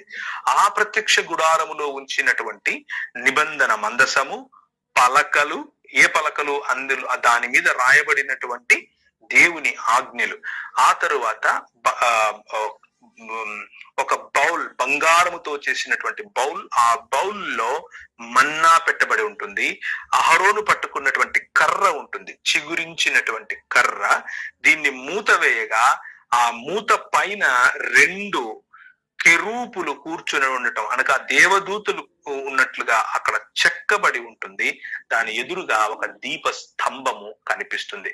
ఇవన్నీ దీప స్తంభము అనగా దివ్యలు పెట్టి వెలిగించేటటువంటి ఒక స్తంభము, ఇలా బ్రాంచెస్ లాగా, అనగా శాఖలుగా ఉన్నటువంటి ఒక స్తంభము మనకు కనిపిస్తుంది.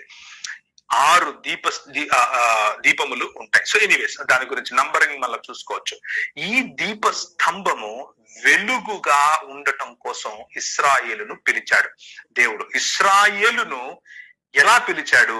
ఈ లోకమంతటినీ సమకూర్చి, పరలోకమందున్నవే గాని భూమి మీద ఉన్నవే గాని సమకూర్చి, ఆయన యేసు క్రీస్తునందు ఐక్యపరచడం కోసం మనం ఇంతవరకు ఎఫెసీలకు రాసిన పత్రికలో చదివినట్లుగా చేసినటువంటి పనిని ఆయన మొదటగా నోవహు ద్వారా, ఆ తర్వాత అబ్రహాము ద్వారా, ఆ తర్వాత అబ్రహాము కుమారులైనటువంటి ఇస్సాకు, యాకోబుల ద్వారా, వారి పిల్లలైనటువంటి ఇశ్రాయేలీయుల ద్వారా, ఆ ఇశ్రాయేలీయులను లోకమునకు వెలుగు మరియు ఉప్పుగా పిలిచి, ఈ లోకములో వారికి ఇవ్వబడినటువంటి ఎంట్రస్టెడ్, అనగా ఈ పని చెయ్యండి అని ఏ పనినైతే ఇచ్చాడో ఆ పని ద్వారా దాన్ని చెయ్యాలి, ఈ లోకమును చక్కబెట్టాలన్నప్పుడు వారి విశ్వాస్యత కరువైనది. వారు మొదటగా ఆదాము ఏ తప్పు చేశాడో, విగ్రహారాధన, అదే తప్పులో వీరు, అదే పప్పులో వీరు కాలేశారు. ఇప్పుడు ఆయన ప్రణాళిక, యేసు క్రీస్తు అనబడినటువంటి నిజమైన మానవుడు, నిజమైన ఈ అందరికీ కూడా విమోచననివ్వగల, అందరినీ కూడా సమీకరించి దేవుని రాజ్యములో భాగముగా చేయగల ఒక 100% మనిషి, 100% మానవత్వము కలిగినటువంటి దేవాది దేవుడు వచ్చి ఇక్కడ ఆ ప్రణాళికను జరపటం మొదలు పెట్టాడు. ఈ ప్రణాళిక దేవుని రాజ్యమును స్థాపించటం, ఆ రాజ్యములో న్యాయమును జరిగించటం, ఆ రాజ్యములో వ్యత్యాసాలను తీసివేయటం, ఆ రాజ్యములో మనిషికి మధ్య ప్రేమలు, ఆ రాజ్యములో మనిషికి మధ్య అనురాగ ఆప్యాయమైనటువంటి జీవన విధానం, ఆ రాజ్యములో స్వస్థత, ఆ రాజ్యములో సౌఖ్యత, ఆ రాజ్యంలో సామ్యవాదం, ఆ రాజ్యంలో స్త్రీలకు ఇవ్వాల్సినటువంటి చోటు, ఆ రాజ్యంలో పిల్లలకి ఇవ్వాల్సినటువంటి ప్రాశస్త్యమైన చోటు, ఆ రాజ్యములో తల్లిదండ్రులకు ఉండాల్సినటువంటి స్థితి మరియు స్థాయి, ఆ రాజ్యంలో గురువులకు ఉండాల్సినటువంటి స్థితి మరియు స్థాయి, ఇవన్నీ కూడా చెబుతూ వచ్చాడు. This is the Kingdom of God. ఇది దేవుని రాజ్యమును గురించినటువంటి మాటలు. కనుక మనము మారు మనస్సు పొందడము అనంటే ఈ లోక మర్యాదను విడవటం, దేవుని మర్యాదలోనికి రావటం, దేవుని రాజ్య మర్యాదలోనికి రావటం. ఈ దేవుని రాజ్య మర్యాద ఎవరో ఒక ఆయన, ఈ రోజు నువ్వు పరలోకం పోతావా చెయ్యెత్తు అంటే నేను చెయ్యెత్తానండి, ఇక నాకేం ప్రాబ్లం లేదండి, నేను ఎట్లా బ్రతికినా గానీ పరలోకం వెళ్ళిపోతానండి అని చెప్పేంత సంకుచితమైనది కాదు. మనము తీసుకున్న నిర్ణయం ప్రతిరోజు దినము వధకు తేబడిన గొర్రెల వలె బ్రతికేటటువంటి పిలుపు మన పిలుపు. ప్రతి దినము మనలో ఉన్నటువంటి ఈ లోక మర్యాదను చంపాలి. ప్రతి దినము మనము దేవుని రాజ్య మర్యాద కోసం చావాలి. ప్రతి దినము మన జీవితాల్లో ఉండేటటువంటి ఈ అసభ్యకరమైన, అసహ్యమైన, దేవుని రాజ్యమునకు వ్యతిరేకమైనటువంటి ప్రతి ఆలోచన, అది వాస్తు రూపేణా కావచ్చు, అది పండుగల రూపేణా కావచ్చు, అది అలంకారముల రూపేణా కావచ్చు, అది చెడు మాటల రూపేణా కావచ్చు, అది దాన్ని ఏమంటారు, స్త్రీలను గౌరవించకపోవడం కావచ్చు, అది పిల్లలను అబ్యూస్ చేయటం కావచ్చు, అది మన డబ్బును అబ్యూస్ చేయటం కావచ్చు, పరువు ప్రతిష్టల పేరట పెంచుకునే పగల రూపంలో కావచ్చు, ఏ రూపములో అయినా సరే విగ్రహారాధన గనుక మన జీవితంలో ఉంటే మనము ఆ విగ్రహముల వంటి వారం అవుతాం. నేను ముగిస్తాను. 115వ అధ్యాయం మళ్ళీ ఒకసారి 3 నుంచి చదవాలి. కీర్తనల గ్రంథం 115 అంటే 115 3 నుండి చదువుకుంటూ వెళ్ళాలి. మాతో ఆకాశమందున్నాడు, తనకిచ్చ వచ్చినట్లుగా సమస్తమును ఆయన చేయుచున్నాడు. వారి విగ్రహములు వెండి బంగారువి, మనుషుల చేతి పనులు. వాటికి నోరుండియు పలుకవు, కన్నులుండి చూడవు, చెవులుండి వినవు, ముక్కులుండి వాసన చూడవు, చేతులుండి ముట్టుకొనవు, పాదములుండి నడుపు, గొంతుకతో మాట్లాడవు. వాటిని చేయువారును వాటి యందు నమ్మిక ఇంచువారందరూ వాటి వంటి వారై ఉన్నారు. ఇశ్రాయేలీయులారా, వాటిని చేయువారును మరియు వాటి యందు నమ్మకముంచువారును వాటి వలె అవుతారు. మనము నిర్మించుకునే విగ్రహాలు వెండి బంగారములతో కావచ్చు, మన సొయ్యంతో కావచ్చు, మన అహంకారముతో కావచ్చు, దేవుని స్థానాన్ని దేనికిచ్చినా సరే కొంతమంది మనుష్యులను వారిని వారే విగ్రహములుగా మార్చుకుంటే, కొంతమంది అందచందాలను, చదువు సంధ్యలను, ఆస్తిపాస్తులను, కులమును, గుణమును, ఇలా చాలా విషయాలను విగ్రహాలుగా చేసుకుంటారు. అయితే దేవుని వాక్యం ఏం చెప్తుందంటే, వాటిని నమ్మువారు, వాటి యందు నమ్మిక ముంచువారు, వాటి చేయువారు వాటి వంటి వారవుతారు. ఆ సమాజములు, ఆ దేశములు, ఆ ప్రపంచము ఏమైపోతుంది అనంటే కన్నులుండి చూడలేనిదిగా మారుతుంది, చెవులుండి వినలేనిదిగా మారిపోతుంది, ముక్కుండి వాసన చూడలేనిదిగా మారుతుంది, చేతులుండి పని చేయలేనిదిగా మారుతుంది. దీన్నే పతనావస్థ అని పిలుస్తాం. దీన్నే చస్తూ చావటం అని పిలుస్తాం. జీవశవాలుగా మారిపోయేట్లుగా దేవుని వాక్యము చెబుతోంది. యెహోవా యందు నమ్మిక ఉంచుడి ఇశ్రాయేలీయులారా అంటూ తర్వాత చెప్పడం. మన దేవుడు జీవము గలవాడు, మన దేవుడు చూస్తాడు, మాట్లాడతాడు. ఆయన యందు నమ్మిక ఉంచువారు ఒక రోజు ఆయన మనల్ని ఆయన స్వరూపమందు ఆయన పోలిక చొప్పున ఎలా చేశాడో అలాగే ఒకరోజు మనం మారబోతున్నాం. ఇప్పుడు ఆయన పోలిక చొప్పున ఆయన స్వరూపంలో చేసిన మనము ఆ ప్రభావాన్ని, ఆ మహిమను కోల్పోయాం. ఎలా కోల్పోయాం?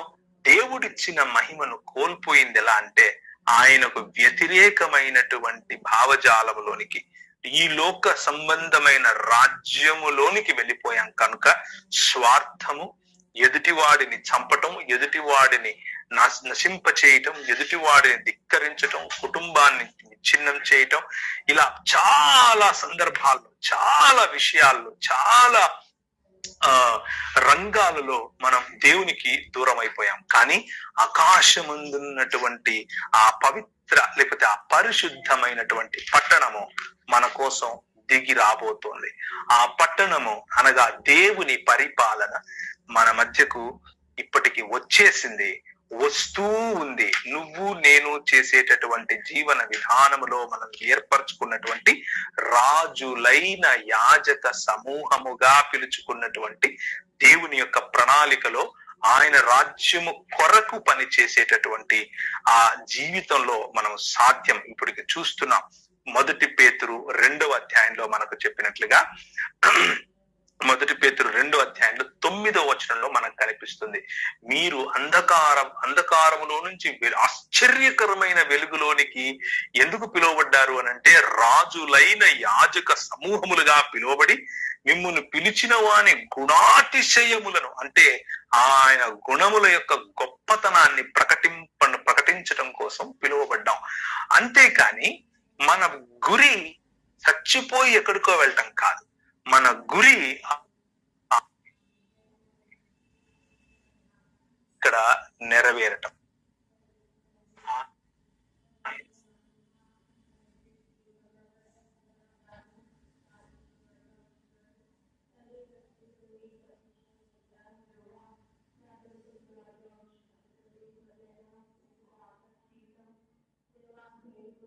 ఒకటి నుంచి చదవండి. రిపీట్ చేయడన్నా? ప్రకటన 21:1 నుంచి చదువుకుంటూ వెళ్ళండి. అంతటా నేను క్రొత్త ఆకాశమును క్రొత్త భూమిని చూచితిని. మొదటి ఆకాశమును మొదటి భూమియు గతించిపోయెను, సమును ఇకను లేదు. మరియు నేను నూతనమైన యెరూషలేము ఆ పరిశుద్ధ పట్టణము తన భర్త కొరకు అలంకరింపబడిన ఇల్లు కుమార్తె వలె సిద్ధపడి పరలోకమందున్న దేవుని వచ్చట చూచితిని. అప్పుడు ఇదిగో దేవుని నివాసము మనుషులతో కూడా ఉన్నది, ఆయన వారితో కాపురను, వారాయన ప్రజలతో కూడా ఉన్నది, ఆయన వారితో కాపురముండును, వారాయన ప్రజలవుతారు. చదవండి బ్రదర్. దేవుడు అనే వారి దేవుడయుండి వారికి తోడయుండును. ద అల్టిమేట్ పర్పస్, నిజమైనటువంటి ప్రణాళిక ఏమిటి అని అంటే, దేవుడు నిజమైన దేవుడిగా వారికి ఉంటాడు. ఇప్పుడు మనము మన దేవుళ్ళుగా ఉన్నాం, మనం చేసుకున్నవి మన దేవుళ్ళుగా ఉన్నాయి, మన డినామినేషన్లు మనకు దేవుళ్ళుగా ఉన్నాయి, మన సంఘాలు మనకు దేవుళ్ళుగా ఉన్నాయి, కొన్ని చోట్ల దైవ జనులు దేవుళ్ళుగా మారిపోతున్నారు. ఇలా దేవుని స్థానాన్ని పలు రకాలుగా మనము విస్తరింపచేసాం. దేవుని స్థానాన్ని పలు రకాలుగా పలు ప్రజలకు, పలు వస్తువులకు మనం పంచిపెట్టాం. కానీ దేవుని రాజ్య విలువలలో ఆయన మాత్రమే దేవుడై మనకు ఉంటాడు. 22వ వచనం చదవండి. 22 నుండి.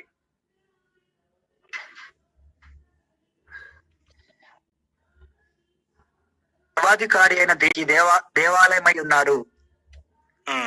ఆ పట్టణంలో ప్రకాశించుటకై సూర్యుడైనను చంద్రుడైనను 22లో అక్కడ ఏ మందిరమును లేదు అన్నది మీరు చదవలేదు. మళ్ళీ ఒకసారి చదువుతారా? 21 చివరి భాగం అన్న. దాని 12 గుమ్మములు 12 ముత్యములు, ఒక్కొక్క గుమ్మము ఒక ముత్యముతో కట్టబడి ఉన్నది. పట్టణపు రాజవీధి శుద్ధ వర్ణమై స్వచ్ఛమైన స్ఫటికమును పోలి ఉన్నది. దానిలో ఏ దేవాలయము కనబడలేదు, సర్వాధికారి దేవాలయము లేదు. చదవండి. సర్వాధికారి అయిన దేవుడకు ప్రభువును గొర్రెపిల్లయు దానికి దేవాలయమై ఉన్నారు. ఉమ్, ఆ పట్టణములో ప్రకాశించుటకై సూర్యుడైనను చంద్రుడైనను దానెక్కరలేదు. దేవుని మహిమయే దానిలో ప్రకాశించుచున్నది. గొర్రెపిల్లయే దానికి దీపము. ఉమ్. జనములు దాని వెలుగునందు సంచరింతురు. భూరాజులు తమ మహిమను దానిలోనికి తీసుకుని వత్తురు. అక్కడ రాజునందున దాని మహిమను వారి మహిమను ఆ రాజ్యంలోనికి తీసుకుని వస్తారు. ఈ భూరాజులు వారి మహిమను మోసుకొని రావాలి అని అంటే ఇప్పుడు రాజులైన యాజక సమూహముగా ఉన్న మనము భూరాజులమై ఈ లోకములో దేవుని రాజ్య ప్రభావాన్ని చూపించాలి. వెలిగే దివ్వెలుగా జ్యోతులుగా ఉండాలి. ఆయన రాజ్యం వస్తూ ఉండగా ఈ లోకమును సిద్ధపరచాలి. దేవుని మందిరం అక్కడ ఉండదు అని ఎందుకు చెప్తున్నారు అనంటే, మనకు గుడారం ఇవ్వబడింది. మనము వెళ్ళి దేవునితో సహవాసం చేయటానికి ఒక స్థలము. ఆయన వచ్చి షకీనా మహిమగా అక్కడ వాసం ఉండటం కోసం పరలోకము మరియు భూలోకము కలిస్తే ఎలా ఉంటుంది అన్న ఒక చిన్న మైక్రోస్కోపిక్ ఉదాహరణను ఆయన మందిర రూపములో లేకపోతే ప్రత్యక్ష గుడార రూపములో ఇచ్చాడు. దాని యొక్క సంపూర్ణత ప్రభువైన యేసు క్రీస్తునందు దేవత్వము మరియు మానవ తత్వము కలిసినటువంటి శరీరమును, తిరిగి లేపబడినటువంటి మహిమ గల శరీరమును తీసుకొని రావటం కారణంగా ఆయన నూతన సృష్టి కార్యానికి పునాదులు వేసి, ఇదిగో నేను తిరిగి వస్తాను, ఇదిగో నేను వచ్చినప్పుడు ఎలా ఉంటుంది అని చెబుతూ ఇప్పుడు భూరాజులు వారి మహిమను మోసుకొని ఈ రాజ్యంలో కాలు పెట్టడానికి ఆయన సన్నద్ధుడై నీకు నాకు ప్రతి సృష్టమునకు మరియు ప్రతి రాజ్యమునకు అయితే ప్రతి జన సమూహములకు, అన్ని జన సమూహాలకు లేకపోతే అన్ని రాజ్యములకు ఈ సువార్తను ప్రకటించండి, నేను నేర్పినట్లుగా వారికి నేర్పించండి అని చెప్తూ ఎక్లీసియా అనగా సంఘమును స్థాపించి వెళ్ళాడు. ఆయన రాబోతున్నాడు. కరోనా వచ్చింది, చాలా మంది చచ్చిపోతున్నారు, పాస్టర్లు చచ్చిపోతున్నారు, డాక్టర్లు చచ్చిపోతున్నారు. యేసు ప్రభువు వచ్చేస్తాడు. ఏం చేస్తాడు? వచ్చి తీసుకొని మనల్ని ఇంకెక్కడికో తీసుకెళ్లిపోతాడు అన్నటువంటి మాటల దగ్గర మనం ఎక్కువగా ఫోకస్ చేస్తున్నాం. ఆయన వస్తాడు. ఆయన రావటం అంటే ఆయన ప్రకటించుకుంటాడు. ఆయన మన మధ్య, మనలో, మనతో ఇమ్మానుయేలుగా ఉన్నాడు. కానీ ఆయన భౌతికముగా ప్రకటించుకుంటాడు. ప్రకటించుకున్నప్పుడు ఈ లోకములో ఉన్న ప్రతి రాజ్యము ఆయన పాదముల క్రింద ఉంటుంది. ఆయన రాజ దండమును పట్టుకొని రాజ్యం చేస్తాడు. అయితే ఆయన రాజ్య దండము, ఆయన పరిపాలన మనం అనుకుంటున్నట్లుగా ఆయన మాట వినకపోతే వాడిని బాంబులతో వేసేయండి, వీడి మాట వినకపోతే తుపాకులు పెట్టి పేల్చి పడేయండి, వీడి మాట వినకపోతే వీడిని చంపే. నో.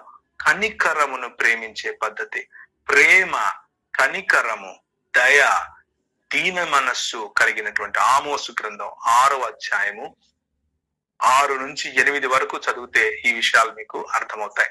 సో దేవుని రాజ్య స్థాపనకు దేవుడు నిన్ను నన్ను ఇక్కడ ఒక సామంత రాజులముగా ఆనాడు ఏదేను తోటలో ఏ స్థితిగతులనైతే ఆదాముకి ఇచ్చాడో అదే స్థితిగతులను తిరిగి ఇక్కడ పునరుద్ధరీకరించటానికి, అనగా నూతన ఆకాశము నూతన భూమిని, పాత భూమినే గతించిపోవటం అనగా దాన్ని శుద్ధీకరించి అగ్నిలో మేలిమి బంగారము బయటకు వచ్చినట్లుగా నూతనముగా భూమి బయటకు రావటం, నూతనముగా ఆకాశము బయటకు రావటం, ఆ రెండు కూడా ఒక పాలన క్రింద ఉండటం జరగబోతోంది. దాన్ని మనము దేవుని యొక్క సన్నిధిగా పిలుస్తున్నాం. అది జరిగినప్పుడు మనకు దేవాలయం యొక్క అవసరం ఉండదు. అది జరిగినప్పుడు మనకు పరిశుద్ధ స్థలము లేకపోతే పరిశుద్ధం కాని స్థలము అన్నటువంటి తేడాలు ఉండవు. హోలీ ల్యాండ్ అని ఎక్కడికో పరిగెట్టాల్సిన అవసరం కాదు. భూమి యావత్తు కూడా ఆయన సన్నిధి తీసుకొని వచ్చినటువంటి హోలీ ల్యాండ్ గా మారబోతోంది. ఇప్పటికే ఆ పనిని ప్రభు మొదలెట్టాడు. 2000 సంవత్సరాలుగా దీనిని శుద్ధీకరిస్తున్నాడు. నువ్వు నేను ఆయన జత పనివారముగా ఇక్కడ పని చేయబద్దులమై ఉన్నాం. నువ్వు నేను ఆయన జత పనివారముగా మనము మరొకసారి వదకు తేబడినటువంటి గొర్రె పిల్లలు ఏ విధంగా ఉంటాయో ఆ విధముగా మనము దాని ఏమంటారు, విధేయత చూపిన వారమై బ్రతకాల్సినటువంటి పరిస్థితిలోనికి మనం ఉంటాం. ఇదంతా ఎందుకు జరుగుతోంది అని అంటే, ఆయన మనల్ని తిరిగి తన రాజ్యములో ఒకానొక సమయంలో మనకున్నటువంటి అధికారమును మనం తిరిగి ఇప్పుడు సంపాదించి ఆయన కోసం పనిచేసి ఆయన రాజ్యము కొరకు ఇక్కడ సిద్ధపరచి సిద్ధపాటును చేసి ప్రభు వచ్చినప్పుడు ఆయనను ఎదుర్కోవటానికి మేఘాల మీద వెళ్ళి ఆ రాజును మనము స్వీకరించి ఆయనను దాన్ని ఏమంటారు, రాజును ఆహ్వానించే పద్ధతిలో ఆహ్వానించి ఈ లోక రాజ్యంలో ఉన్నటువంటి రాజులు, భూరాజులు వారి వారి మహిమలను మోసుకొని మన రాజ్యములోనికి, దేవుని రాజ్యములోనికి కాలు పెట్టే విధంగా మనము కష్టపడాలి. మన జీవితం అలా ఉండాలి. దేవుని రాజ్యమును గురించినటువంటి ఆలోచన, దేవుని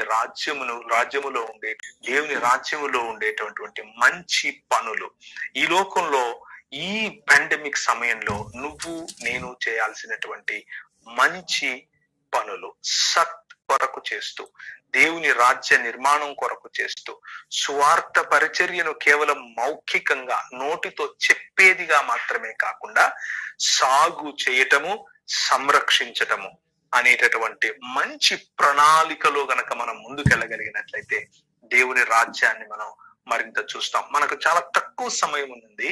ఆ తక్కువ సమయంలో చాలా పెద్ద అంశాన్ని సంకుచితంగా తక్కువగా చేసి మీకు అందించే ప్రయత్నం చేశాను. ఏదేమైనప్పటికీ మరింత విస్తారంగా తెలుసుకోవటానికి త్వరలోనే దాని గురించిన పూర్తి సమాచారం పుస్తక రూపంలో కూడా నేను విడుదల చేస్తాను. ఏదేమైనప్పటికీ 1-2 నిమిషాలు జ్ఞాపకం చేసుకోండి. మన దేశానికి వారి జీవితాలను, వారి సంస్కృతులను, వారి దేశాలను విడిచిపెట్టి వచ్చినటువంటి క్రైస్తవ మిషనరీ సంఘాలు నోటితో నువ్వు సస్తే పరలోకం పోతావా, ఇంకెక్కడికి వెళ్తావు, నరకం వెళ్తావా అని చెప్పి మాత్రమే మనకు పరిచర్య చేయడం. అది ఇంపార్టెంట్, చెప్పాలి, నేను కాదనట్లేదు. కానీ అది మాత్రమే సువార్త కాదు. ఈ లోకమును దేవుని సన్నిధి, దేవుని యొక్క రాజ్యము కొరకు నిర్మించాలి.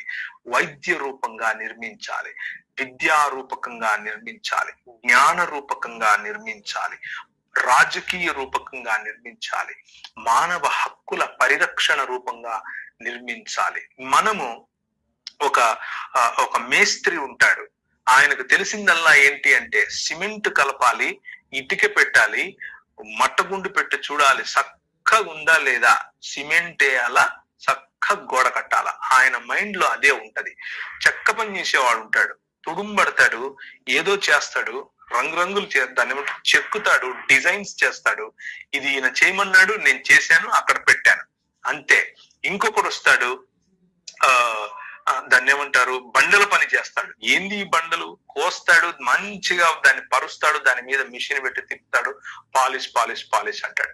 అంతా అయిపోయిన తర్వాత మనకు చివరిలో తెలుస్తుంది ఆ మేస్త్రి కట్టిన గోడ, ఈ వడ్రంగి చెక్కినటువంటి పుల్పిట్, కింద పరిచినటువంటి బండలు, పెట్టిన కిటికీలు, ఇదంతా కూడా ఒక ఆర్కిటెక్ట్ లేకపోతే ఒక ఇంజనీర్ తన మనసులో ఒక పెద్ద దేవాలయమును లేకపోతే కెథిడ్రల్ ను ఆయన మనసులో ఉంచుకొని చేశాడు. చివరికి చూస్తే అందమైనటువంటి ఒక కెథిడ్రల్ కనిపించింది. ఎగిచ్చితన్ని కింద పడేసిపోతాడా? నో. నిత్యత్వములో ఉండటం కోసం ప్రభువు కడుతున్నాడు. ఈరోజు నువ్వు నేను చేసే చిన్న చిన్న పనులు, అది సంఘంలో చాపలేయటం కావచ్చు, అది మైక్ పట్టుకొని సువార్త చెప్పటం కావచ్చు, అది గవర్నమెంట్ ఆఫీస్ లో ఇంజనీర్ గా ఉండొచ్చు, లేకపోతే నర్సుగా పనిచేస్తూ ఉండొచ్చు, లేకపోతే టీచర్ గా పనిచేస్తూ ఉండొచ్చు. ఏ రంగంలో మీరు పనిచేస్తూ ఉన్నా దేవుని రాజ్యము కొరకు ఈ భూమిని నేను తయారు చేస్తున్నాను అన్న దృక్పథములో పని చేస్తే, ఆ దృక్పథంలో గనక మనం ముందుకు వెళితే, ఆయన వచ్చినప్పుడు మేము స్వీకరించాలి అన్నటువంటి దృక్పథంలో వెళితే, ఒక అందమైనటువంటి నూతన ఆకాశమును, నూతన భూమిని ప్రభు మనకు ఇస్తాడు. ఆ విధంగా మన జీవన విధానం ఆ విధంగా మనం జీవించాలని కోరుకుంటూ, దేవుని రాజ్యం కొరకు కష్టపడాలి అని కోరుకుంటూ, ఎస్కేల్ ప్రార్థన మందిరము వారు ఇచ్చినటువంటి నాకు ఇచ్చినటువంటి ఈ అవకాశానికి పెద్దలకు అలాగే కాపరికి కూడా కృతజ్ఞతలు తెలియజేస్తూ ముగిస్తున్నాను. Thank you.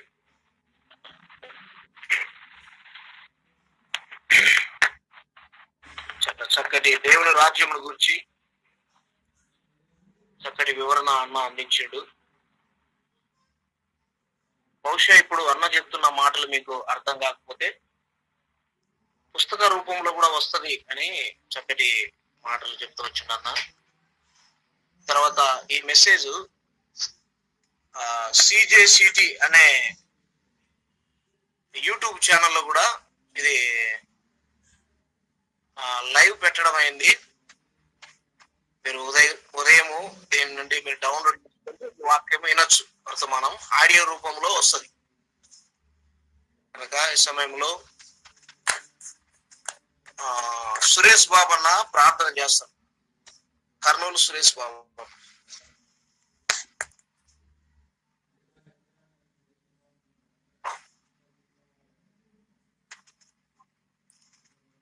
అన్నా ప్రైజ్ లార్డ్ అన్నా. మమ్మల్ని ఎంతగానో ప్రేమించిన మా ప్రియ పరలోకపు తండ్రి, మీ పాదములకు స్తోత్రములు వందనములు చెల్లిస్తూ ఉన్నాము నాయన.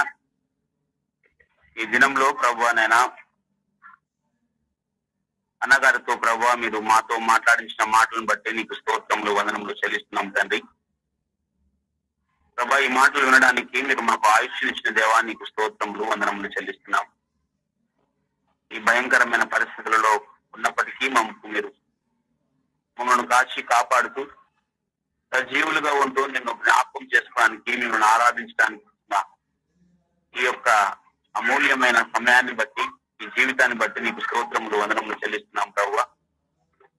ఈ రోజు ప్రభువా ఈ గూగుల్ మీట్ లో ఎంతమంది అయితే ఈ వాక్యము విన్నారో ప్రభువా, వారి జీవిత శైలిని మార్చుకొని దేవుని రాజ్యాన్ని భూమి మీద స్థాపించడానికి కావలసిన ప్రయత్నం వారి వంతుగా కృషి చేయడానికి వారి మనస్సులను మీరు ప్రేరేపించమని అడుగుతున్నాం తండ్రి. అనేకులను క్రీస్తు యేసునకు శిష్యులుగా తయారు చేస్తూ దేవుని యొక్క రాజ్య నిర్మాణంలో మేమంతా కూడా పనిచేసే పనిముట్లుగా మమ్మల్ని మీరు వాడుకొనమని సహాయం చేయమని, విన్న వాక్యాన్ని మీరు దీవించండి, ఆస్వాదించండి, మర్చిపోకుండా గుర్తుంచుకొని మేము మరలా నెమ్మది వేసుకుంటూ వాక్యపు వెలుగులో మా జీవితాలను మేము కట్టుకోవడానికి మీరు కృప చూపించుకొని, వాక్యం అందించిన ప్రవీణ్ అన్న గారిని మీరు జ్ఞాపకం చేసుకునండి.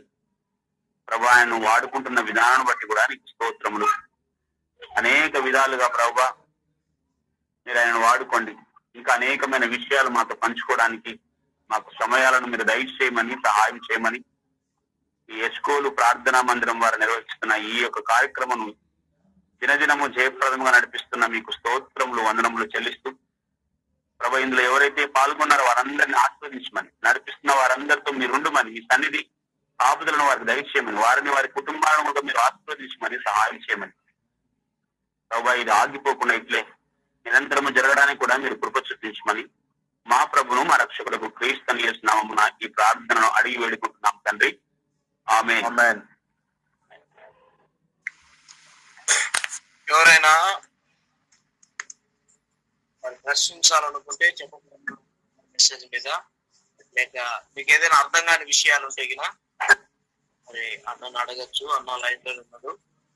దయచేసి సమయం వేస్ట్ చేయకుండా, సమయాన్ని ఎవరు కూడా వేస్ట్ చేయకుండా సద్వినియోగం చేసుకొని అడగవలసిన మరి ప్రశ్న చక్కగా నాకు అందిస్తే జవాబిస్తాను. అడగండి ఎవరు అన్న ప్రజలన్నా.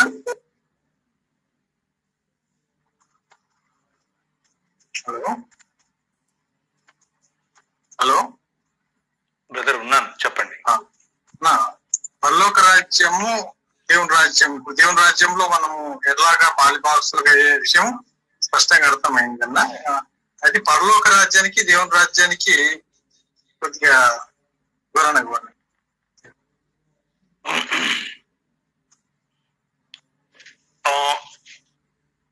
లూకా సువార్త మరియు మత్తయి సువార్త, ఈ ఈ మార్కు సువార్త కూడా అందులో భాగంగా, ఈ రెండిట్లో కూడా ఒకే మాటకు రెండు వేరు పదాలు, ఒకే భావానికి రెండు వేరు పదాలు ఉపయోగించారు.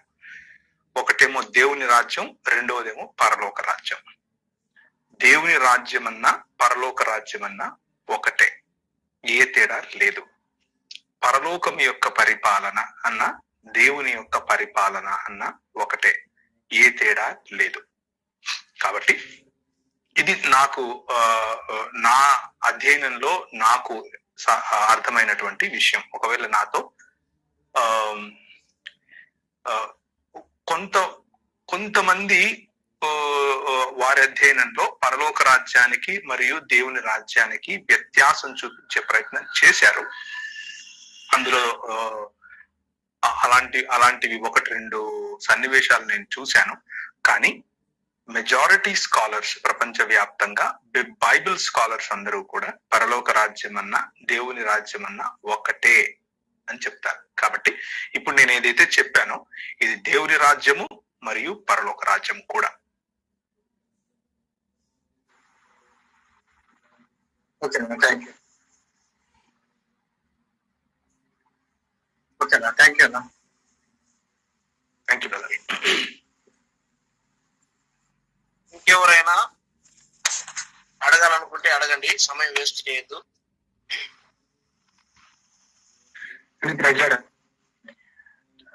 నాదొక చిన్న ప్రశ్న.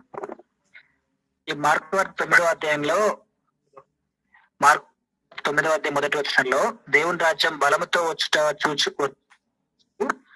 ఇక్కడ ఉన్న వారిలో కొంతమంది మరణం రుచి చూడరు చెప్పాడు కదా ప్రభు. అంటే దాని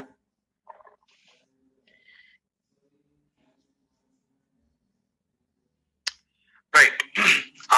ఆ సందర్భము వెంటనే, ఆ సందర్భం తర్వాత ఆయన పేతురు, యాకోబు, యోహానును వెంట పెట్టుకుని రూపాంతర కొండ మీదకి వెళ్తాడు. రూపాంతర కొండ మీదకి వెళ్ళినప్పుడు దేవుని రాజ్యము అనగా దేవుని పరిపాలన అనగా అందులో ఏలియా మరియు మోషే ధర్మశాస్త్రానికి, ఏలియా దేవుని యొక్క ప్రవక్తల పరంపరలో ఉన్నటువంటి పవర్, లేకపోతే ప్రవక్తల పరంపరలో ఉన్నటువంటి డునామీస్ అనగా అద్భుతములు చేసేటటువంటి పనులకు చిహ్నాలు. ఈ ఇద్దరు రావటం అనగా దేవుని రాజ్య స్థాపనకు అవసరమైనటువంటి పునాది ఆ రోజు పడిపోవటం, మరియు యేసుక్రీస్తు రూపాంతరము చెంది భూమి మీద ఏ చాకలియు ఇంత చలవగా చేయలేడు అన్నట్లుగా ఆయన ప్రకాశమానం అయిపోయినట్లుగా అక్కడ ఉన్న వాళ్ళు చూస్తారు. సో యేసు ప్రభు చెప్పినటువంటి ఆ మాట ఆ రోజే, అంటే ఆ రూపాంతర కొండ మీద జరిగినటువంటి సన్నివేశంతోనే సంపూర్ణమైంది. అంత మాత్రమే కాదు, ఆయన చనిపోవటం,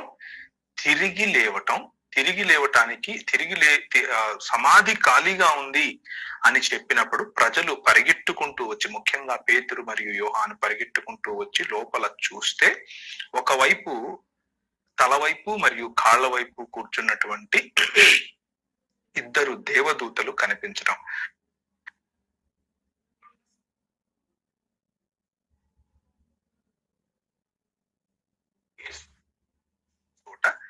ఇద్దరు దేవదూతలు కనిపించడం మనకు అదే మార్కు అలాగే లూకా సువార్తల్లో కూడా కనిపిస్తాయి.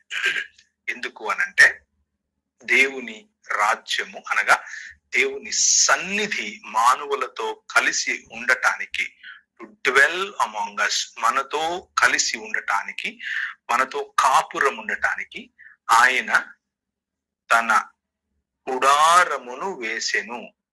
గుడారమును అనగా ఆయన కృపా సత్య సంపూర్ణుడై మన మధ్య నివసించెను అని తెలుగులో రాశారు. కానీ నిజానికి అది గుడారమును వేసెను అని రావాలి.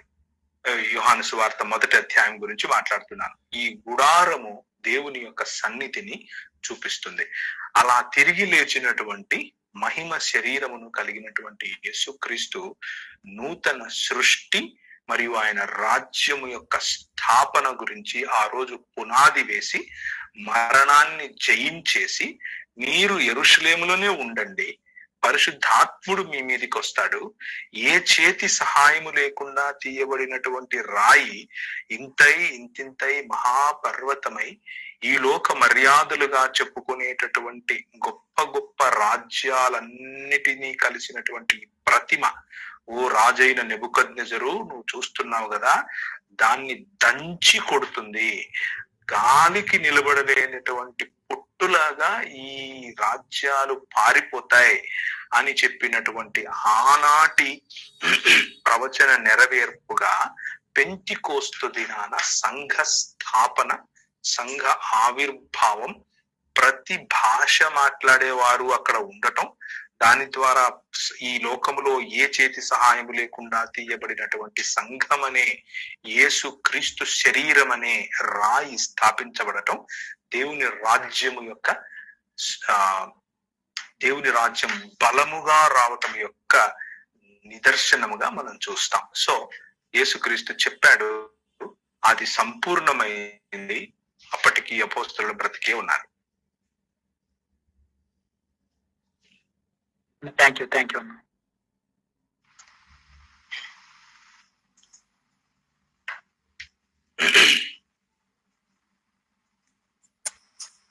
ఇంకా ఎవరైనా ప్రశ్నించాలనుకుంటే ఇంకొక ప్రశ్న అవకాశం ఉంది, ప్రశ్నించండి.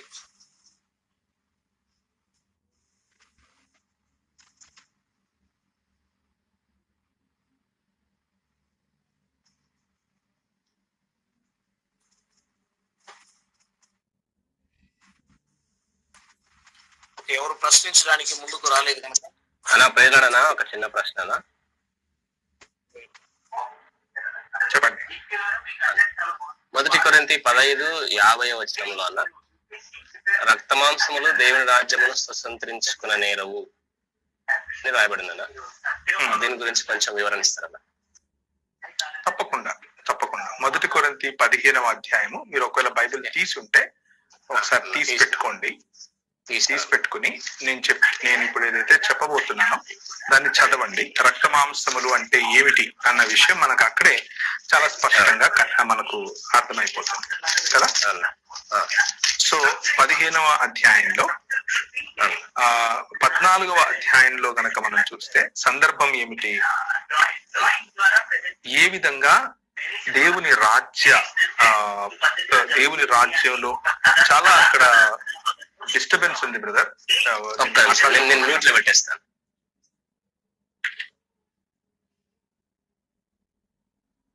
రైట్.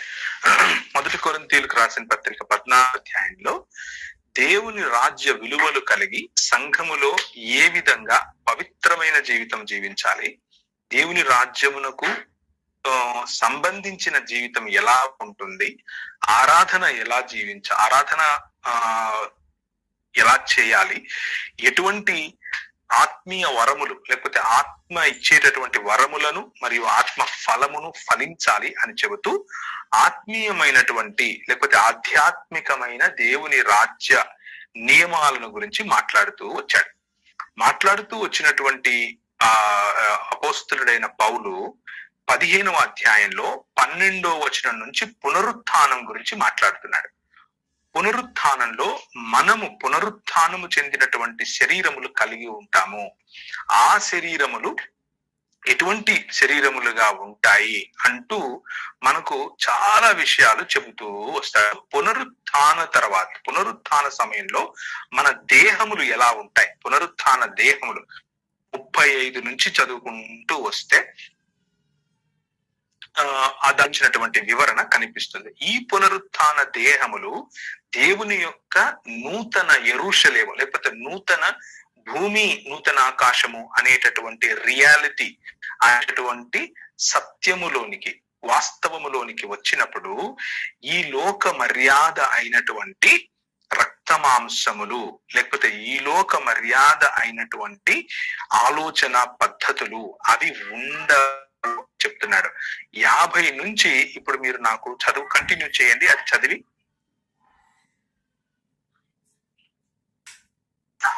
సహోదరులారా అన్న చదవండి. నేను చెప్పున్నది ఏమనగా, రక్త మాంసమును దేవుని రాజ్యమును స్వతంత్రించుకునేరవు, క్షయత అక్షయతను స్వతంత్రించుకున్న. ఇదిగో మీకు ఒక మర్మము తెలుపుతున్నాను, మనమందరము నిద్రించం రాని నిమిషములో ఒక రెప్పపాటున కడబూరగానే మనమందరము మార్పు పొందుదము. బూరం రోగుపుడు మృతులు అక్షయులుగా లేపబడుదురు, మనము మందుదుము. చాలు చాలు, మీరు తర్వాత చదువుతూ వెళ్ళండి, ఇంటికి వెళ్ళిన తర్వాత కూడా చూడండి. కానీ ఇక్కడ సందర్భం ఏమిటి అనంటే, ఇప్పుడు రక్త మాంసములతో కూడినటువంటి బలహీనమైన శరీరం ఏదైతే, ఆ బలహీనమైన శరీరములో మనము నూతనాకాశము నూతన భూమిగా సంపూర్ణంగా దేవుని రాజ్యములోనికి, దేవుని పరిపాలన క్రిందికి ఈ భూమ్యాకాశములను ఆయన కొరతగా మార్చినప్పుడు, ఈ శరీరములు రక్త మాంసములుగా ఇప్పుడు ఏ విధంగా అయితే బలహీనతలో ఉన్నాయో అటువంటివి కాకుండా మహిమ శరీరములు కలిగి ఉంటాయి. అక్షయతను సంపాదించుకున్నటువంటి శరీర ఆత్మలుగా కాదు, అక్షయత సంపాదించుకున్నటువంటి శరీరములుగా ఆ రాజ్యములో ప్రవేశిస్తాయి. అక్కడ మనము ఏ విధంగా అయితే ఆదాము పని చేశాడో, ఆదాము తిన్నాడో, ఆదాము పరిపాలన చేశాడో, ఆదాము దున్నాడో, ఆదాము సంరక్షించాడో, అవన్నీ కూడా మనము తిరిగి పరిశుద్ధమైన పవిత్రమైన నూతనాకాశము నూతన భూమి అనేటటువంటి రియాలిటీలో మనం ఉంటాము. అది శరీరము, కేవలము ఆత్మ కాదు అని చెప్పటం కోసము ఆయన ఆ మాటలు చెప్తున్నాడు.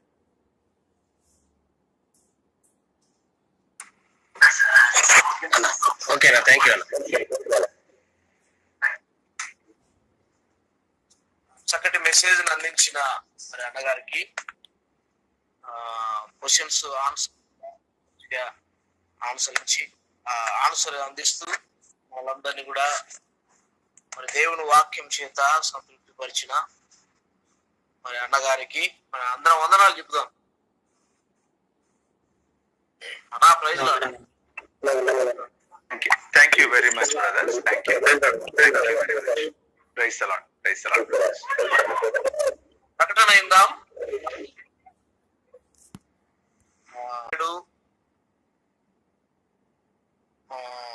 ఏ కార్యక్రమం ప్రారంభం అవుతుంది అయితే మెసేజ్ 40 నిమిషాలకు వర్తమానము స్టార్ట్ అయింది. రేపు మనకు వాక్యం అందించేది హైదరాబాద్ నుండి